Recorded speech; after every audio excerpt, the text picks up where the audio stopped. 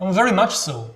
As a gay man, it is crucial to know the difference between stories invented by humans and reality. The same ability is also crucial for scientific research. When I was young, I was told that all boys are attracted to girls, and I believed that. It took me a long time to realize that this is just a story invented by humans, and that the reality is that some boys love other boys, and I happen to be one of them. It is a great wisdom to accept reality as it is, even if it contradicts the stories most people believe. Similarly, many people say that there is a great big man in the sky who gets very angry if two men love one another. But this is just another imaginary story people invented. If two men love one another and they don't harm anyone, what could possibly be wrong with that?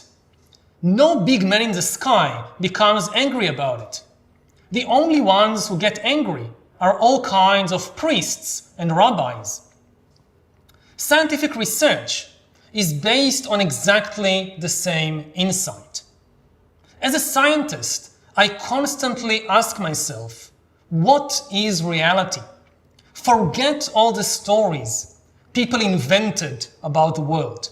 What is the truth about the world? As a gay man, I learned that if reality collides with the story people tell, it is best to believe reality.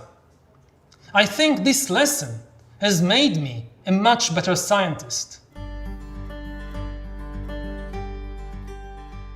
Science certainly helped me to accept my sexuality as it is. People often say that it is unnatural to be gay, that nature wanted males to love females and females to love males, and gay people break the laws of nature.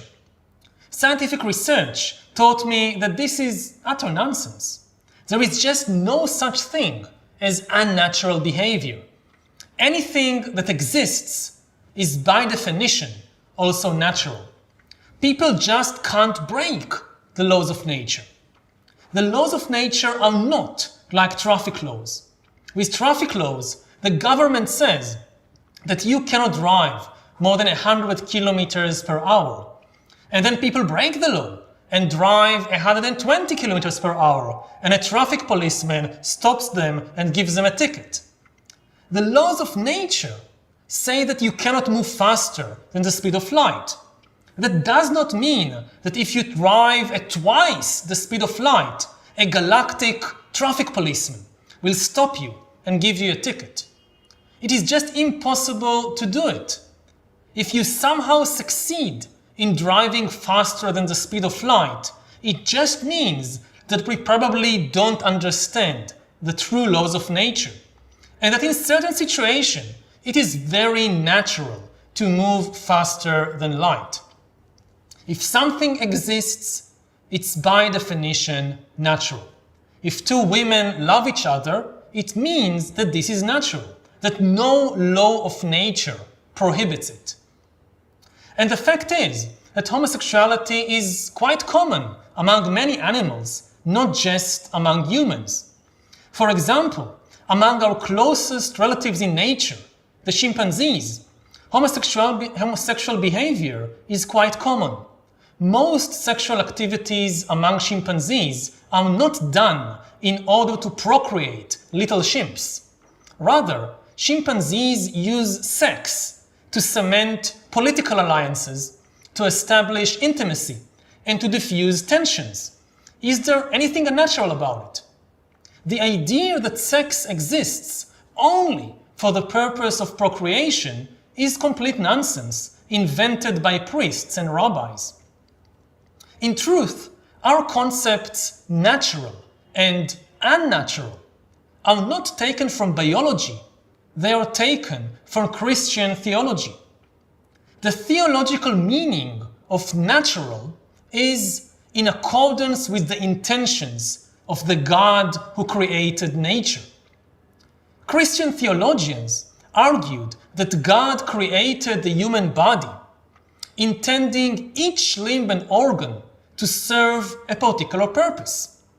If we use our limbs and organs For that purpose, envisioned by God, this is natural activity. To use them differently than God intends is unnatural. But all this is mythology. God didn't create humans and other animals. They evolved by natural selection. And evolution just has no purpose. Organs have not evolved with a particular purpose. And the way organs are used by animals and humans is in constant flux. There is hardly a single organ in the human body that only does the job its prototype did when it first appeared hundreds of millions of years ago.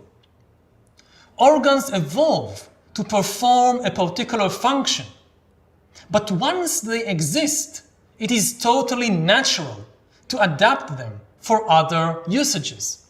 Feathers first appeared to keep ancient reptiles warm. Now birds use them to fly. Is that unnatural? Fingers appeared to help our ancestors climb trees. Now we use them to play the piano. Is that unnatural? Mouths appeared to enable organisms to take food into their bodies. Now we use them to speak and to kiss. Is that unnatural? Similarly, sex first appeared for purpose of procreation, but now we use it to establish intimacy and friendship and relationships. Is there anything unnatural about that?